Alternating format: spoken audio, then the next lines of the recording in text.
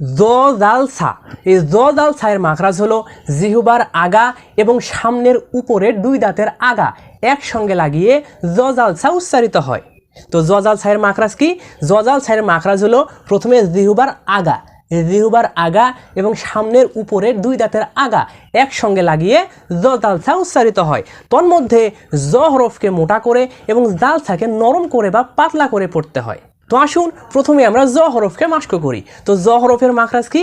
জ হরফের মাখরাজ হলো জিহ্বার আগা এবং সামনের উপরের দুই দাঁতের আগা মিলিয়ে মোটা করে পড়তে হয়। যেমন জ জ জ।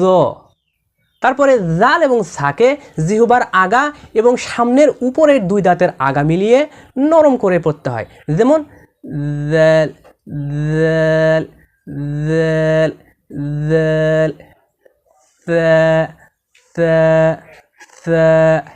তাহলে আমরা পেলাম যে জ জাল সা এর মাখরাজ হলো জিহ্বার আগা এবং সামনের উপরের দুই দাঁতের আগা একসঙ্গে লাগিয়ে উচ্চারিত হয়। জ হরফকে মোটা করে এবং জাল সাকে নরম করে পড়তে হয়। আশা করি আপনারা বুঝতে পেরেছেন।